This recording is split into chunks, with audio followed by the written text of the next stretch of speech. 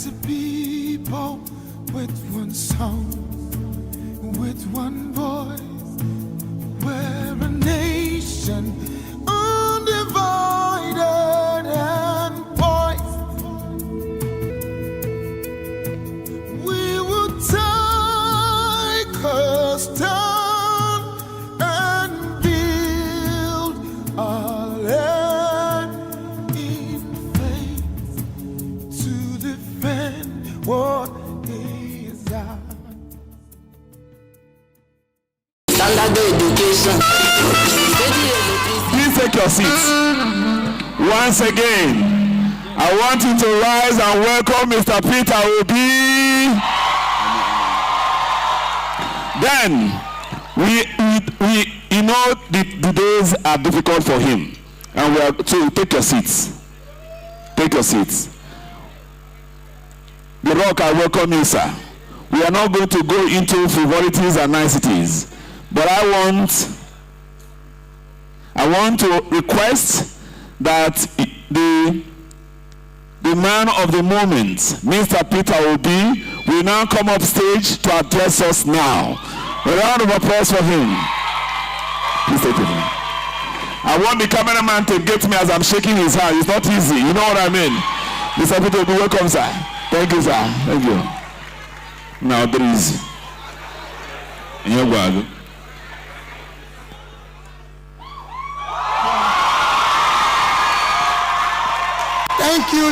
Thank you. Let me very respectfully stand on all due and existing protocol, but I have some brothers here that I must recognize. I don't know. Let me start with the organizer of this event. I thank you most sincerely. And I thank my brother, the former minister, Brother Frank Nweke. I thank Valo Zibo. All the dignitaries that are here in front, if I don't remember, just know that all of you are VIPs and dignitaries. The reason why it looks as if I was hurrying to talk is not because I have somewhere I'm rushing. Yes, I'm going back to Lagos. But what is most important is for me to most sincerely apologize to all of you. I'm very, very sorry to have kept you all this while. No, it's not good to do this type of thing.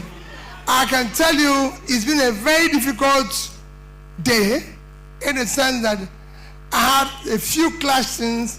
I had to be in Calabar, I had to be in Bayelsa, and I had to be here. And of course, everywhere you go, you have to attend to everything and all that. And I have to be in Lagos for an event tonight.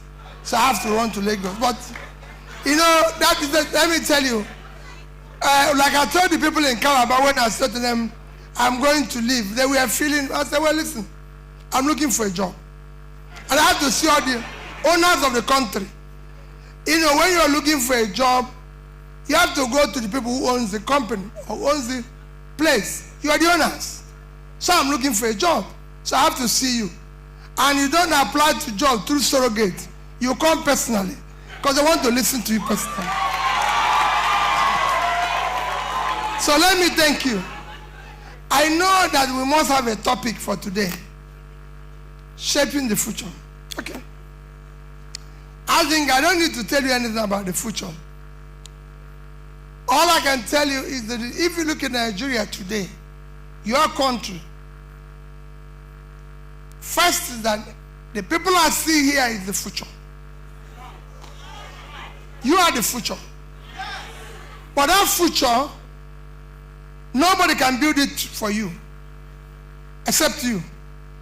You must take control of it. So what you are about to do now is to hire the CEO for your future. And unless you hire that CEO, you're going to get it wrong. You live in a country today where you don't have faith. I can assure you, if they said to you today, how How many of you want to leave this country? Don't be shy. Raise your hand.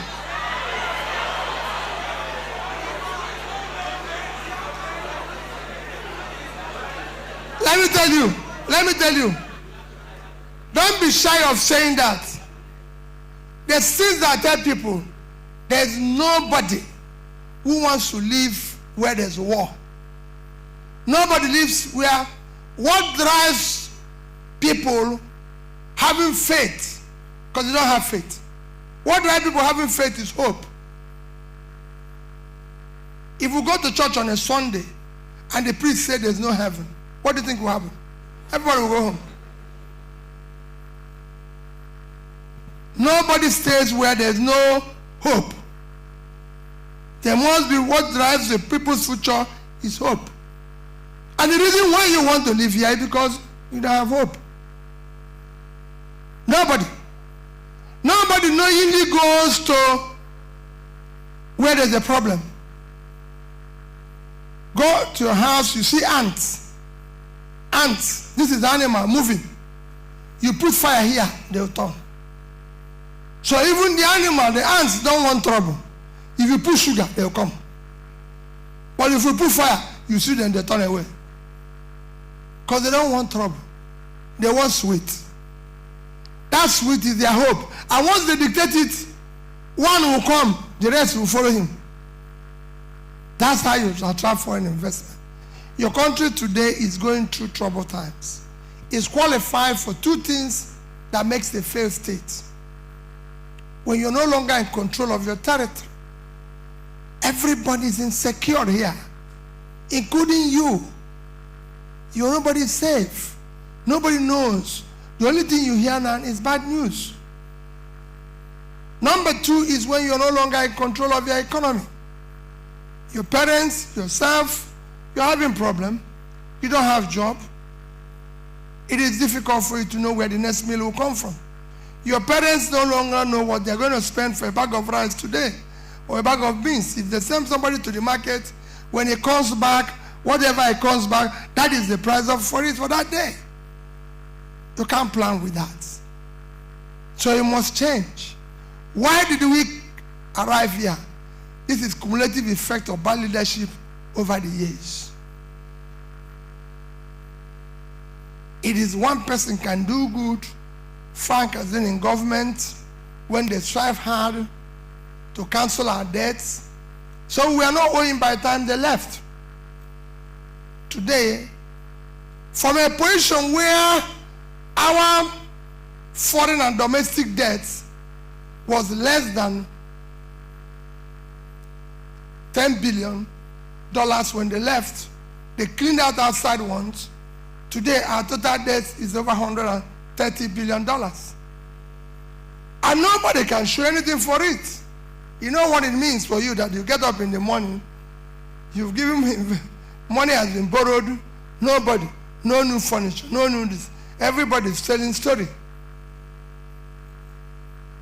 That is the state of their country. We're not in a mess.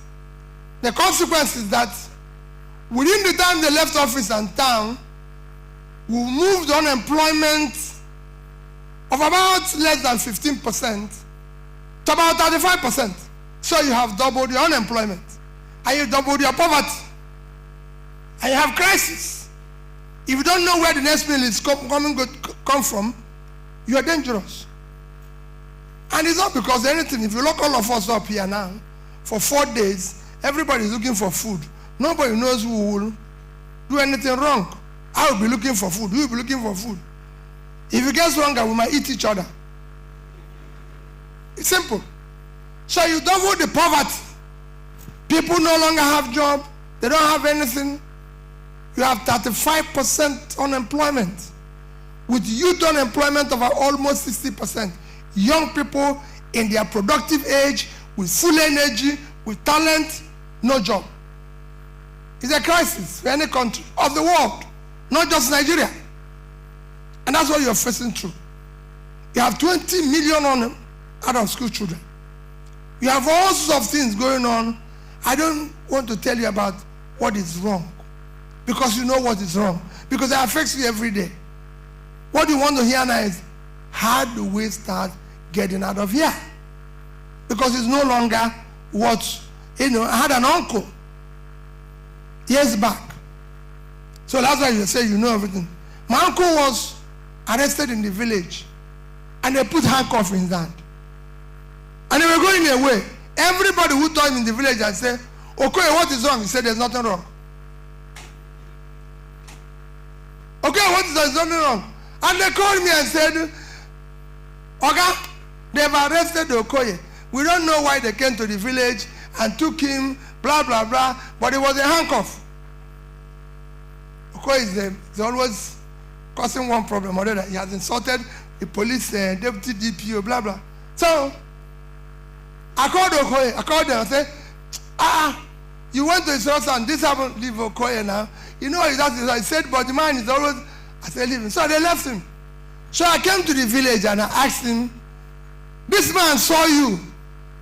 You told him there's no problem. This man saw you. Said, no problem. He caused all of them. He will call this one and say, you are a very stupid man. God will punish you. This one, he said, they are all stupid. They saw trouble in my hand and they asked me about trouble.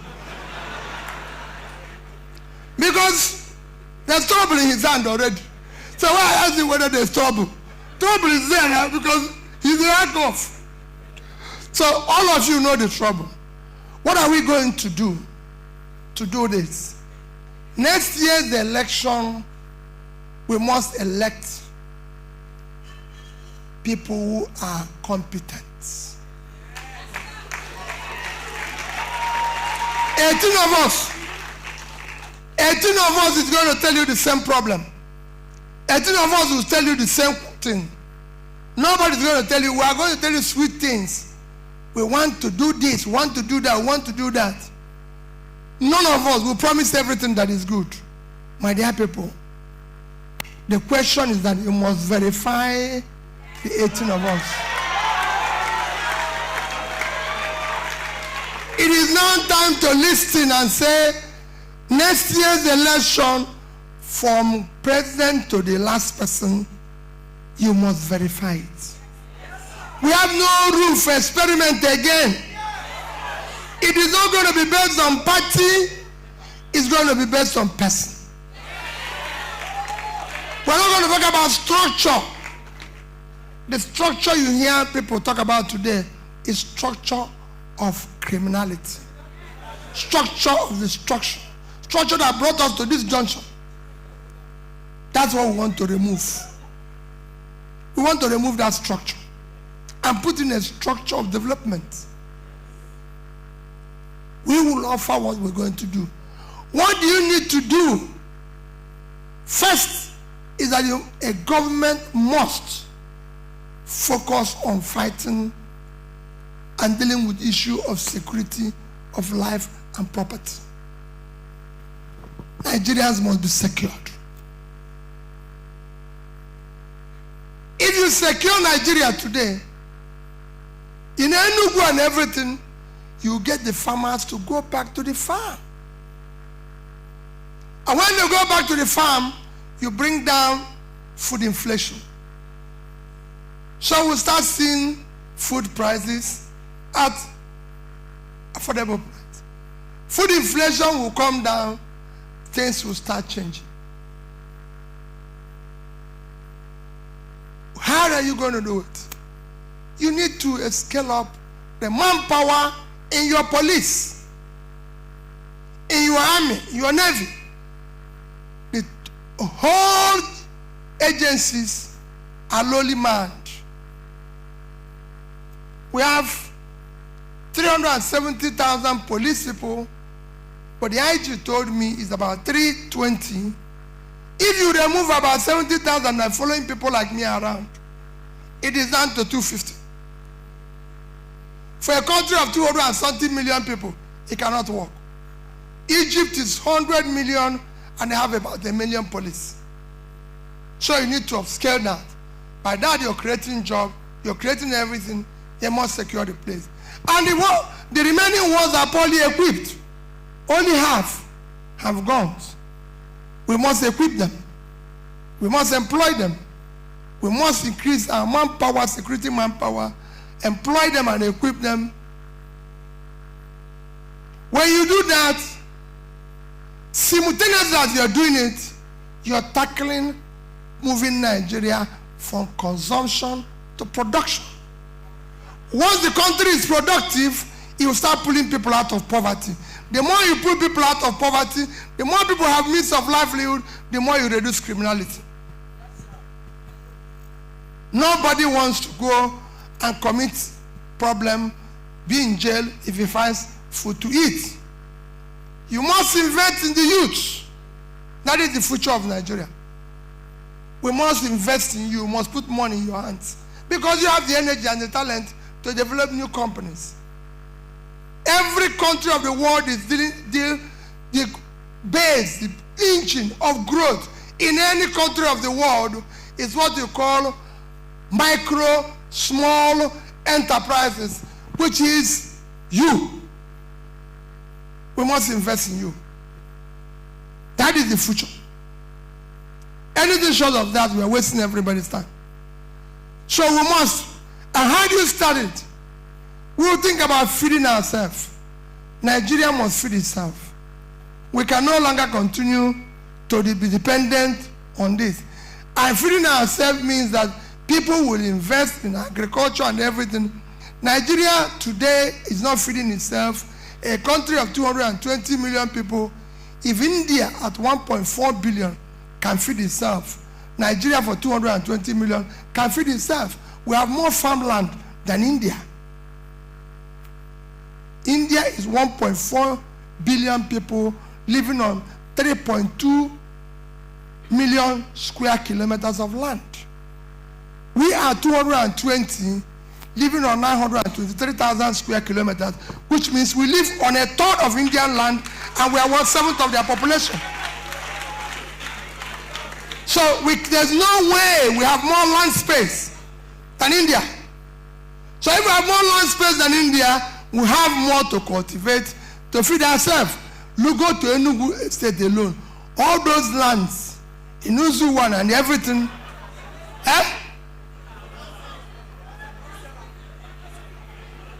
No. Go, I'm not talking about the Enugu State, Enugu capital. Go to Uzuwan. Go to Nsukka and fly around.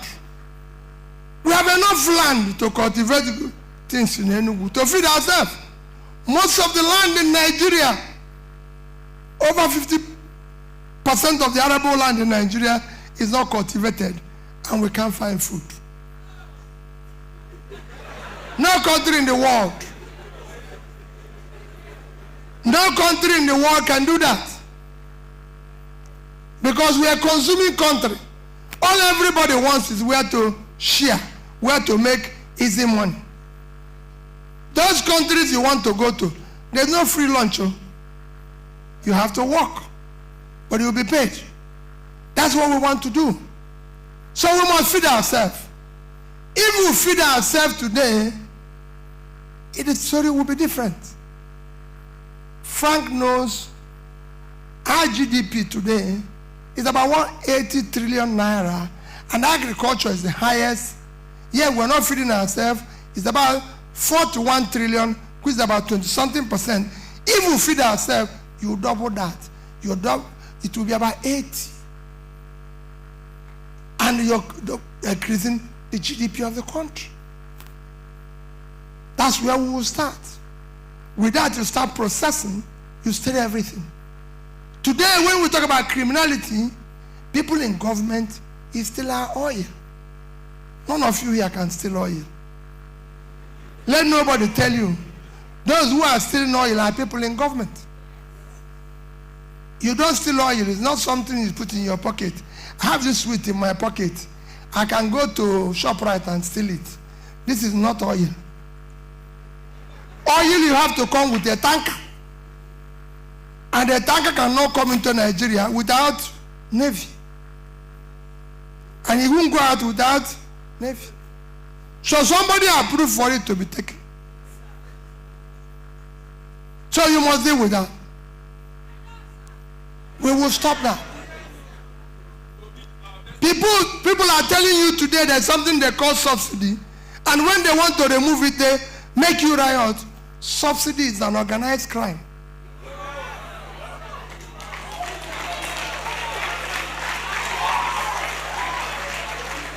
The amount of money we consume, the oil we consume, we cannot consume that quantity of oil for our population. Pakistan is the same population as us, 220, but they consume less than 50% of what we consume. So for me, from day one, I'm going to replace those who are drinking the extra and give them water.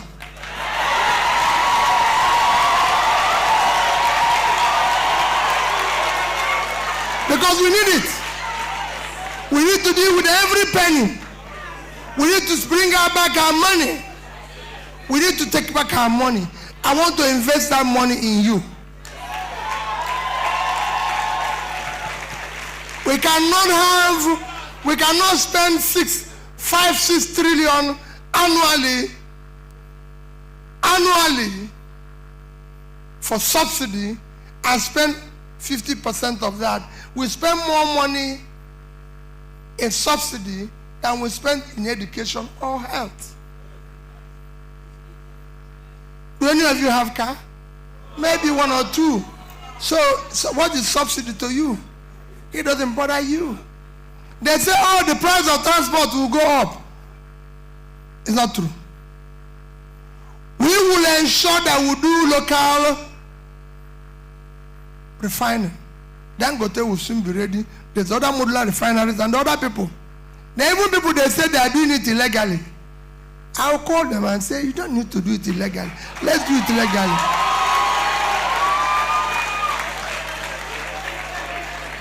It's simple.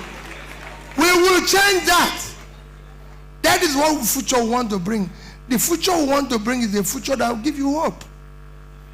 We will change that by making the country productive, because your time investment, people are saying, how are you talking about being productive?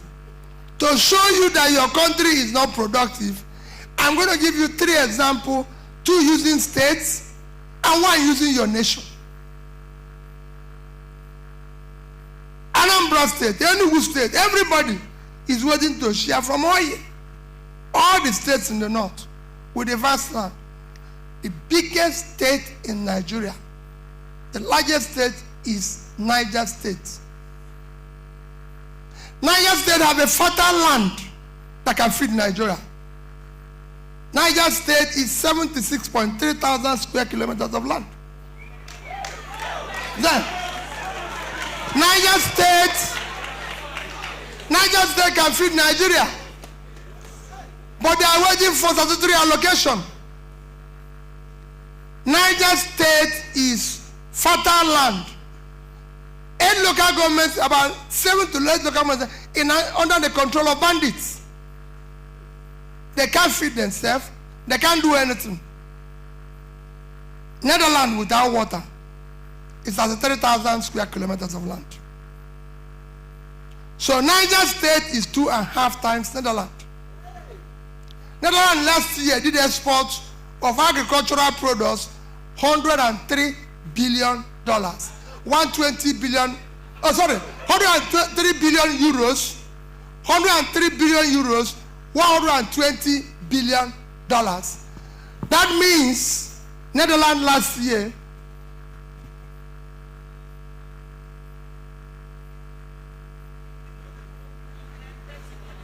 no, don't worry, it's not about you.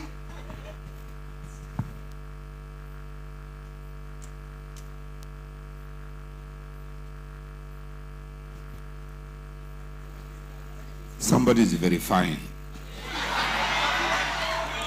No, it's not about you. The pilots that brought me here, if they wait for an extra 10 minutes, they won't be able to fly out of Enugu. Because I come with a chopper. But I can't leave you. I'd rather go to the airport and take them and let them go.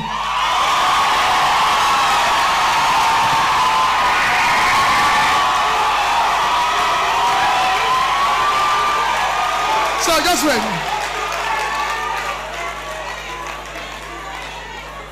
So what it is, so Niger State, if Niger State was able to do 1%, 1%, why just 1%? I did say 2%. 1%. If they were able to do 1% of what? 1%. I didn't say 2. 1% of what Netherlands did, they will be earn $1.2 billion. Just 1%. They have 2.5 times the land. I'm asking them to just do 1%. 1% would have given them $1.2 billion at 650 naira per dollar. It's about $750 billion. That is about 4 times, 5 times their budget. But they are waiting to share from oil money, which can give them maximum of 50 billion per annum. The same is other state I'm going to use. In the Niger State in North Central. I'm going to use another state North East. A medium state. Taraba. Taraba State is bigger than Belgium and Israel combined. Taraba State is 54.4 thousand square kilometers of land. Belgium is 30.9. Israel is 22.1. Both of them are 53. Taraba State is 54.4. But Taraba State cannot feed itself. He's waiting to share money from this. Taraba State is on plains of Mambila. So he can grow flour, coffee, and tea. I went to India. Sorry, let me leave India. I went to Kenya. If you go to Kenya, I went to the fields. Kenya did export of over $500 million of flour last year. Flour. What is sophisticated in flour? If you go there when they are doing Valentine, the amount of flies that are coming to carry flour away, you said, what are we doing here? I saw young girls and young boys who are not graduates plucking and packing flour. They were being paid $100. And we're in this country, we're not doing anything. They are waiting for statutory allocation. Ethiopia, an African country, did export of about $1.1 billion in coffee. We are waiting for statutory allocation. Sierra Leone, with all their trouble, exported 1.4 billion worth of tea. If you combine, all this can grow in Taraba. But they are waiting for statutory allocation. It cannot continue. Your entire country is about 220 million people, like I said earlier, living on 923,000 square kilometers of land. The total export of Nigeria last year is 18.9 trillion naira. If you divide it by 650, it's under 30 billion. Government has divided it by 410, so it's $47 billion. I divided by 650, it's under 30. Compare that with the country, another developing country, Vietnam. They live on 331,000 square kilometers of land. So they live on 1/3 of our land, and they have 100 million, half of our population. Their export last year is over $350 billion. So we couldn't do 10% of what they did. That is why you have a problem with your dollar exchange. Because how do you stabilize your currency? By your reserve. What drives your reserve? Your export. If you have nothing to sell, you have nothing now. You're just there. We have nothing to sell. The oil that used to give us the dollar, they are stealing it. We are the only. So, what are you doing? You need to make the country productive. It is what we are begging you.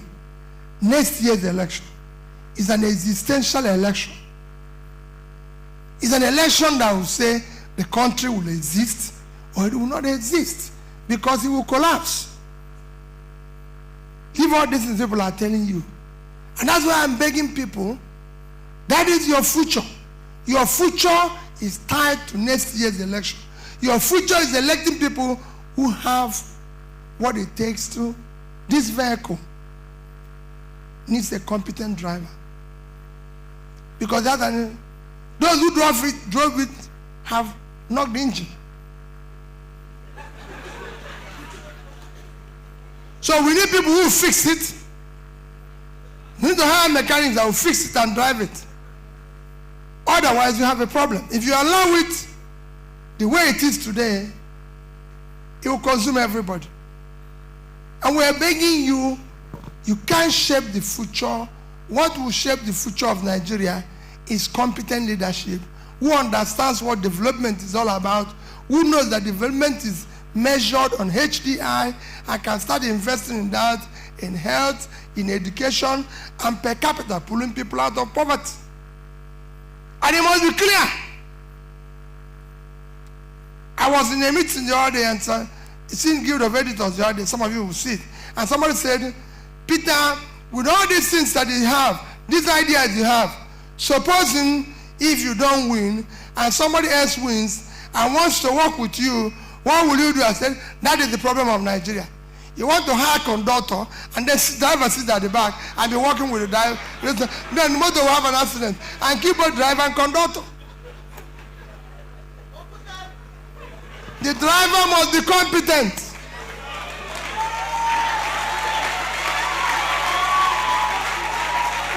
It must be a qualified driver. We can no longer sit where we manage. We're not going to manage. Because we lost it. Countries have overtaken us. I was with the Canadian ambassador 2 days ago. And I said to him, you don't know how I feel that a Nigerian applies for visa for Canada, he has to go to Kenya. We are giant of Africa. I went to see another ambassador. He told me he will invite me for G20 as observer. I said, I won't come. I won't be a member. I'll drive the country to be a member. There's nothing that makes, if you hear, any day you hear G7, G20, G anything, it's economy. If your economy and is up and running, they put you in 1G. Or you become G-less. That is the future I want to drive the country to. And that's what we are talking. So next year's election, please, do not vote for anybody based on tribe. Listen to all of us. Don't vote for anybody based on tribe. I'm from the Southeast. I'm an Igbo man. I'm not running this election based on tribe. I don't want anybody to vote for me. No sentiment. I'm a Nigerian. And I'm running as a Nigerian. I'm on. So, no tribe buys bread cheaper. Not in the north, not in the east. There's no road they turned here and said it's for Igbo people. Enugu Onitsha road is the bad. Enugu Port Harcourt is the bad. Kaduna Abuja is the bad. Everywhere in north is bad. Southwest road is southeast, east-west road is the bad. Calabar to Uyo is the bad. Everywhere is bad. So Lagos Ibadan, no pass. So there's no place they built road that it was so good, and they say it's for this tribe. Show me which tribe have uninterrupted electricity. So it's not a tribal thing. This is ethnic manipulation to keep our country down. No tribe. It will not be about religion. Let nobody tell you it's about Christian or Muslim. No. Forget about what they are doing. Nobody should tell you that. I'm a Christian. Christians don't buy bread cheaper. They cannot go to the market and say, I'm a Christian, you buy rice cheaper. The bag is the same thing for Muslims, for Christians, for everybody. It's only in this country that I tell you that story. I've lived everywhere in the world where Muslims are. The Central Mosque in London is built on the best piece of land in central London. The Queen donated the land free. He's not a Muslim. And it's cost millions of pounds. The Kali Church in Dubai, both the land and the church is built by Emir of Dubai. He's a Muslim. I go there. If you go there, this church was built by Emir of Dubai. So let nobody tell you it is not a religious issue. The North is poorer. They have been in power. They are more insecure. They've been in power. So don't nobody tell you. Whether it's in Enugu, whether it's in Aba, whether it's everywhere. Nigeria is collapsing. Nobody should tell you we're in power, we're in charge. So please, do not listen to any of us who behave as if we are God. You see somebody today say, I'm the one who is going to determine who is going to be local government chairman, governor, or president. You're not God. God created all of us. There's nothing that made me any better or any different than any of you here. Whatever I've achieved, whatever I have, is by His grace. There's nothing different. And you cannot abuse grace. So anybody who comes out and say, I will determine who will come here, is not God. Tell him that he's not God. That is why I'm running. I want to be president. I'm applying for the job. That's why I'm here.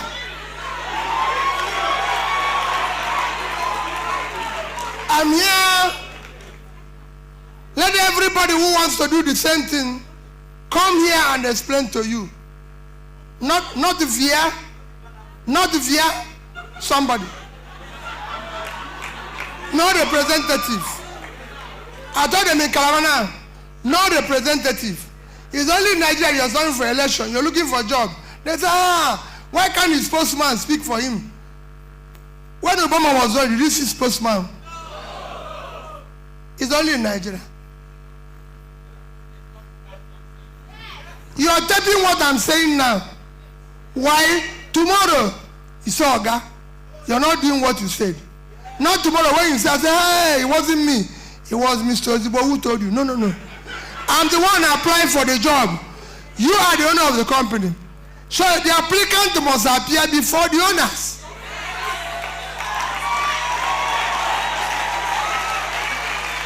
Not via anybody. If I have my time, I'll visit every university. I want to go and tell them what I'm going to do. I want to tell them that university will not be closed under me. Because that is what is going to happen. So you have to go to them. You cannot go and stay there miles away and say, it's my turn. No way. It is turn of Nigerians youth to take back their country. And you must take it back. That's what we want to do. Whoever you give it now will know it was elected by the people. That is why I'm running. That's why I don't care about what anybody says. Oh, these people are too big. We're all applying for a job. Big man, small man. The owners of the company will say who they will employ. So don't stay in your house and say, I'm qualified, I'm this, I'm that. We put you there before. You stole our money and you want to use it to intimidate us. No way.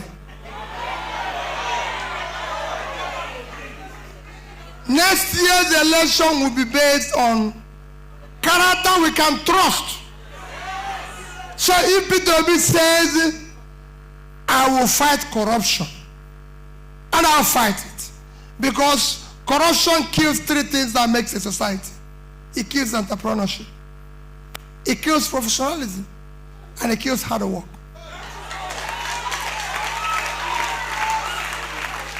So you must stop it. If I say I'm going to do it, I say, go to Anambra State. I was governor there. If you go there and their money is missing, hold me responsible. And when you talk about corruption, corruption is abuse of, when we measure corruption, index, perception index is measured on management of public assets. So if you were a governor, local government chairman, or president, how did you manage the assets of the country? That includes nepotism. How many of your nations did you give job? How many of them had job? So you can go to Anambra State and ask them whether Peter Obi's chief of staff, commissioner, was from his village. Not one. You can ask them, includes how you manage land and the resources of the state. You can go to Anambra State. If you see any piece of land allocated to Peter Obi, directly or indirectly, come and stop running. I have a case of war where my housing person in charge of our housing authority gave me land, and I told him no. So I can tell you that the day I left office, I was not owing, people can doubt anything, I was not owing one, any pension to any civil, listen to me, to any civil servant. I was not owing salary to any civil servant. I was not owing gratuity to any civil servant. No contractor. I didn't say no contractor who gave job was not being owed. No contractor who has executed his job, certificate issued as being owed. And no, I repeat, no supplier who has supplied goods was not paid. And as at that day I left, Nigeria was being measured based on HDI and MDG. I was number one. And you can go and check. We moved our education from number 26 to number 1. Our health was working and everything. I didn't finish doing anything. No. There's things to remain because government is a continuum. But the that day I left, if you go to, as at that day, if you work until date, the banks are still in Nigeria, your relations are working here, they know if you go to Access Bank, managed by then by Ike Mokwode from Edo State as managing director, I had $50 million, 10 billion naira for Anambra State. If you go to Diamond Bank, managed by Alex Oti, then I have $50 million, 10 billion naira for Anambra State.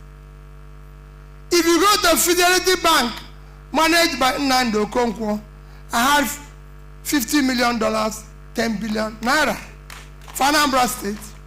My speaker then brought a law for me, which he wants me to sign, that I should be paid allowance, severance. They have to build a house for me in Oka, build a house for me in Abuja, and pay me certain amount. And I say, Mr. Speaker, I'm done. I'm going home to my children. Anambra State had never bought me pure water. Not go to Anambra State. They've not bought me a bottle of water since I left 9 years ago. I've never gone there. I don't own any land in Oka. I don't have a house in Oka. Where I was coming now, I told them that the present governor of Bauchi State saw me about a month ago. He said, you're the only governor I gave land in Abuja that haven't developed his own. And I said, I don't need a land house in Abuja. I manage my headache and my problems peacefully. The more of these things you owe, the more headache and more problem you put in your head. So I want to, it's all health problem issue. People think that owing a lot is also a health challenge. Because people will be selling you no generator, no this. So for me, I left them and go home. What am I saying? Character you can trust. So go and verify.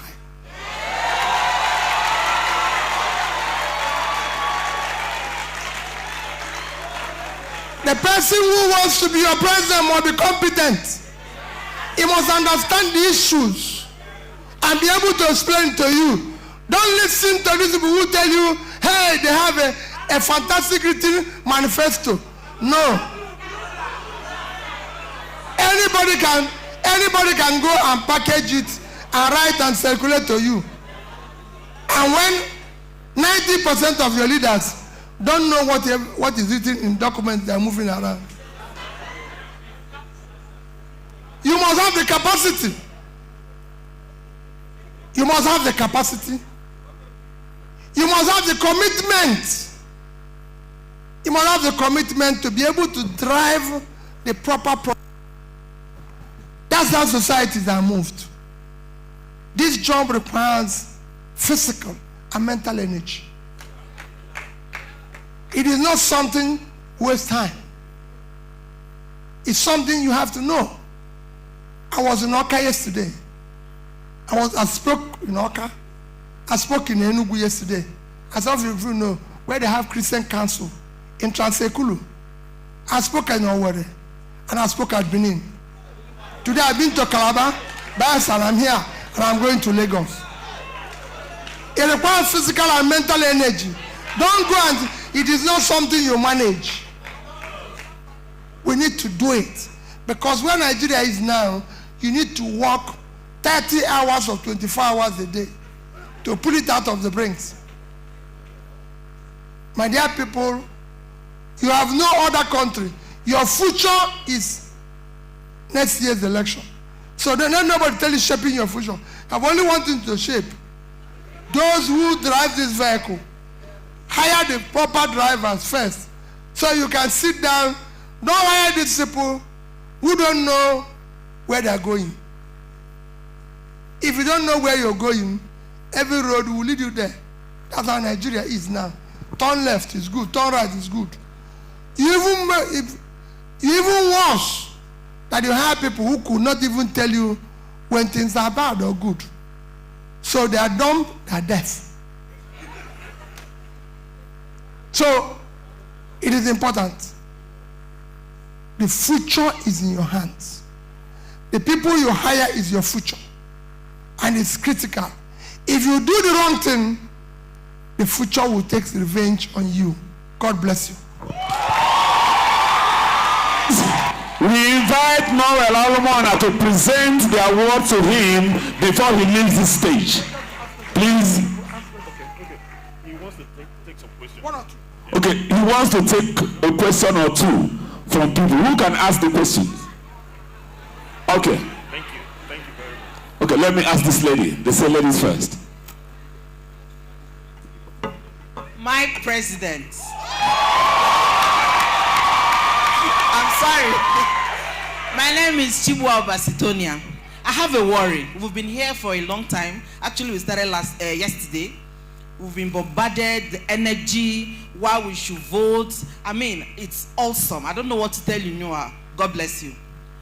My worry now is, why is it difficult? We are the ones bringing you in. The power lies with us. We elect you to work for us, and you are there. Why is it difficult in Nigeria to now say, you are not doing the right thing, please leave? Why is it difficult? We take another question from the back. Sorry. I can 5.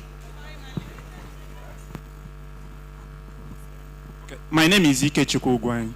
My question, sir, Mr. President, the incoming president, is please, we want to see, actually like an input, can we see more of this in the northern part of Nigeria?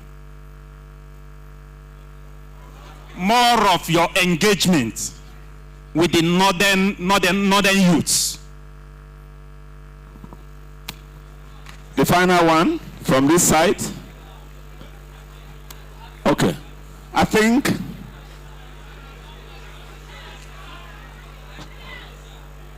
You want to ask Kokun? Mr. President, I greet you, sir.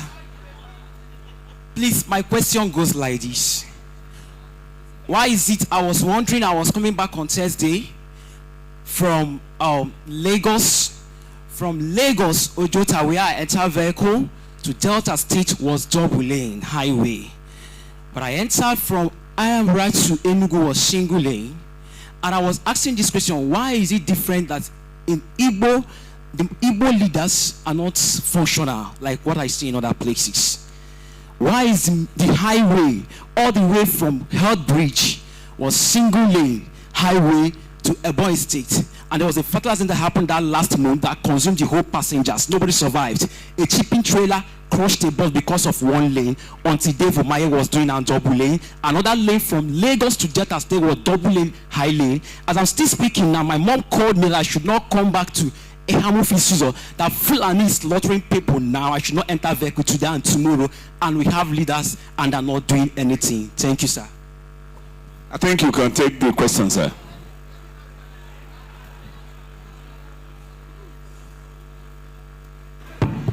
Let me answer this three. Well, let me be honest with you. The last speaker, it will be difficult for me to answer that question. What I told you is the people you hire is a problem. These are things that will inform you to hire well. Because if your governor is sure that he was elected, you elected them, they will be able to push. When I was governor, Head Bridge Onitsha, when I was governor, you can't pass the Onitsha Head Bridge. If you pass Onitsha Head Bridge, you can't go anywhere. It was a mess. And I recall going to President Obasanjo and saying, sir, I want to do 10 lane from Head Bridge to Upper Iweka. He asked me, what are you talking? I said, yes. I want to do 2 lane on the outskirts, 2 lane here, and do 3 in between. What I want federal government to do for me, so award the contract, allow me to pay, and they refund me. And my brother, I was doing that road for Head Bridge. I was doing that road for Head Bridge to Omonia when I left government. And they were refunding Anambra State. The rest is, I can't say for other people. The people you elect is important. The person who told me about engaging more in the North, I thank you. You know, I didn't just come here. That's why I said, let me see your question. I didn't come here just to talk to you. I also came to learn. Leadership, learning, and listening are inseparable. If you can't learn, and you can't listen and you can't learn, you shouldn't lead. Anybody who cannot do these 2 things should not lead. It's like a man who knows everything. If anybody knows everything, don't ever allow him to lead. He's an idiot. So, I've listened to you, and I assure you, I will make it happen. Madam, we can make people go. What we do here is that we celebrate criminality. Everybody here is worried now about who will be governor, who will be this. Peter Obi becomes governor. In my village, when I became governor, everybody knew I did not have a house. My village. Thank you. It will shock you that when I wanted to contest the election, the first thing they told me is that I must come and build a house in my village. They said, you don't have a house. How can we vote for you to be a governor when you don't have a house in the village? I didn't say I want to build a house. I said I want to be governor. It has nothing to do with the building. And I'm happy that it's governor. While I was governor, everybody comes to me in Oka. Hey, this man, look at the house in his village. Look at house in car. How can you be governor? You don't have a house in your village. You don't, hey, this thing is not this thing. People are laughing at you. Hey, who told those people to laugh? Am I a comedian? No. I was elected to do a job, not to build a house. I'm sure my sister, till today, you know I don't have a house in my village. My mother built one, 2-bedroom flat. I stayed there. December now I'm there. And it suits me. The people who want to live in mansion, it suits them. It doesn't conflict with my interests. I'm not a poor man. No. I'm a very comfortable man. I've made money, I'm rich, but I don't want, there's nothing there. The 2-bedroom is okay. I can sleep in it and wake up in the morning. The people that are living around me don't even have mansion. I have friends who build lawn tennis swimming pool in the village. How? People have not eaten. Why are you building this in the village? Is it when your relations come, you're swimming? When they have all the problem in the world? I have friends who build very lovely house, furnish it with white seats. When the villagers come, they're saying, you can't sit here, you can't sit. Why are you telling them? Why don't you buy the type that is there and put it in the seat you sit? That's why I'm living with them. No quarrel. I'm not happy with them. They want to see me always. So, you can. It is us that will ask them. What am I saying? If they vote me in, I steal their money, build a house, call bishop, call everybody, I'm doing housewarming, house opening, they will come. Bishop will be preaching. Whoever I got the money, let God double it. The people are singing, everybody say, in other countries they call police because they know where it came from. You've stolen their money. Here they celebrate you. I don't want that type of life. My dear people, I have a flight to catch by 6. That's what they're warning me. But let me assure you that I remain in this race. I'm committed to Nigeria. And I've said to the Nigerian youth, hold me responsible. I'll change this country. I assure you of my commitment. I'm not joking about it. We will make it work. You'll be proud. We have Nigerians. We have a Nigeria, but we don't have Nigerians. I want to build Nigerians who will be happy. I was telling somebody yesterday, we are watching World Cup from our home. 220 million people. The entire African country that qualified for World Cup, all of them put together, is about 130 million. And we only is 220. And we cannot make it. Never. If I'm voted in, from 2023, we'll start planning the next World Cup. We cannot miss anything. We are giants and we'll be giants. If you want to give us visa, you come here. We'll make our schools work. We're not going to go to school in Ghana or Kenya. They'll come here because we are giants. Giants must behave as giants or you resign and call yourself something else. That's what I want to do. Thank you, and God bless you. Thank you.